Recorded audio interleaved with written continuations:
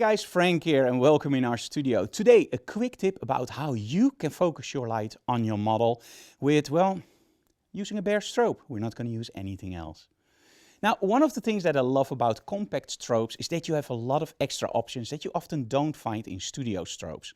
Now, of course, we all know ETTL, right? Shooting through the lens and the camera and the strobe together will just figure out the perfect lighting.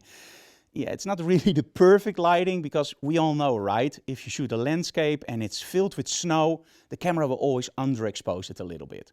When you photograph a landscape and it's really dark, the camera will overexpose it slightly. And that's because the camera, of course, doesn't see the real scene. It will get light and it will determine like, okay, if I add everything together, let's make that 18% gray, middle gray, and then we'll have a proper exposure. And in most cases that works like a charm. For example, in landscape, street photography, it works like a charm.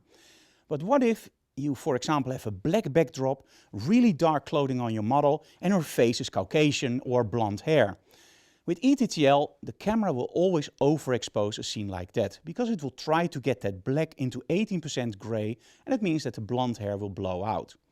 Now, luckily on your strobe you will find something that mimics what we all know about exposure compensation. So if you want to shoot snow, no problem at all, you just use your exposure compensation to make the snow white.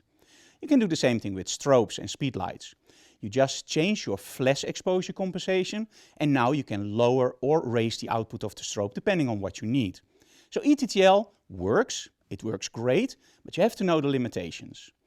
Another thing that I really like about speedlights and those compact strobes is another form called HSS. Now this is high speed sync. And what that means is that you don't need a lot of power outside to kill the ambient light, but you can actually do it with a higher shutter speed. That's a little bit of a technical story about why with normal strobes you can't do it, but in short it has to do with your shutter curtain. If you shoot above a certain speed, your second shutter curtain will be in the image, you will get a nasty black bar on the top of your image. And we don't want that, and the black bar looks really bad. So lower your shutter speed if you see something like that, and you will see that the black bar will disappear. Now, strobes like these have something that's called HSS, high speed sync.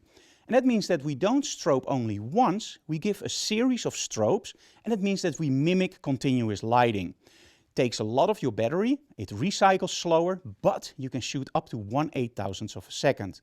So outside, these strobes work like a charm.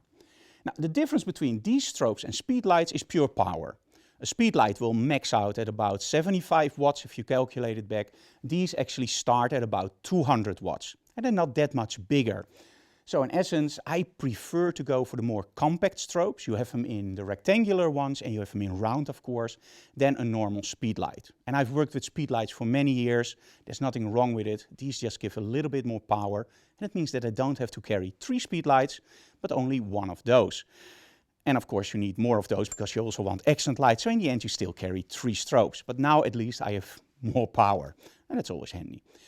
But what if you want to draw the attention to your model, for example in your studio or on location, and you don't have any modifications? So you don't have a softbox, you don't have a strip light, you don't have a snoot. You forgot everything, right? You only have the bare strobe. Well, on speedlights there's an option called zoom, where you can literally set up your strobe, for example, for 18 mil, covering a lot of area with light, or you can zoom it into, let's say, 180, and then you just narrow that beam of light. That's an easy solve for, of course, a speedlight. But let's say that you don't have a zoom function. How do you do it then? Well, let's first take an image of Lois without any modification. So we just have the bare strobe, and we're just going to take the picture. So let's grab our camera. Let's take a picture. And there we go. So it's a nice picture, there's nothing wrong with it. You can see the model clearly. I actually love the way that the model really pops out. It's a little bit of a shadow on the back, but in this case I don't really mind it. And that's because it looks natural, right? You have your strobe higher up, so the shadow falls behind your model. I don't mind it here. Some people will, but then just move your model a little bit further away from the backdrop, aim your strobe a little bit higher, and the shadow will be gone. In this case, just leave it there. But it would be great if we have a little bit less light on the sides. But I still want to see my model top to bottom. So the only thing I want to do is block off the sides. Let's grab some flags And let's try to create it without using any light modifications like strip lights. This is the cheap way. Okay, I placed the flags, and this is actually a setup that's a little bit more tricky to get right. Normally you use the flags on top and bottom to create a nice flowing effect in your lighting. But here I want to create something that's a little bit more challenging. And the challenging is not the setup. The setup is exactly the same. You have to make sure that your light is blocked off by those flags. The challenging part is shoot something like this, because you're literally blocking your whole light and you're also having your strobe here. And I'm a big guy, so I have to squeeze in. Now, one of the other tips that I always give people, and that comes in really handy now, is that one of the things that is great to shoot your models with is a lower angle. The model appears a little bit bigger, especially when you use a wider angle. And of course, it creates that kind of a hero look. Now, by using those flags, I'm already creating a very tight beam of light. And it looks different. It's the moment that you see the image coming in, you go like, ooh, this is different. This is something that you can do in Photoshop, but it will look a little bit different and a little bit more fake. This is, of course, real. So let's grab the camera. I'm gonna squeeze underneath here. Gonna zoom in. This is why I love using the display. Look at the model. Great. Zoom out a little bit more. And there we go. There we go. Now what you see is that we have a distinct line on each side of our model. So we can literally create something that you can do in Photoshop with blurring. But what if, for example, you want to create something that's a little bit more angled? So let's just change the flags very quickly to, for example, a little bit higher. And let's move it around like this and lower it.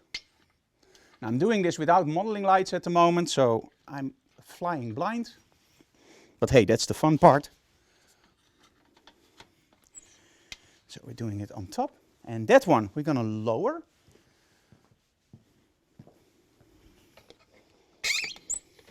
And this is more the classic way that we use flags to create a little bit of a nice, I always call it naughty lighting. It's very rough.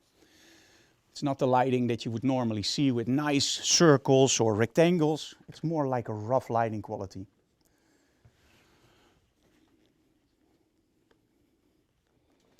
There we go. Place that a little bit closer to the model.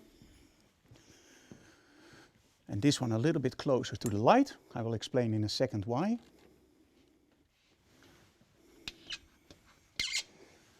And there we go. And let's see how this looks.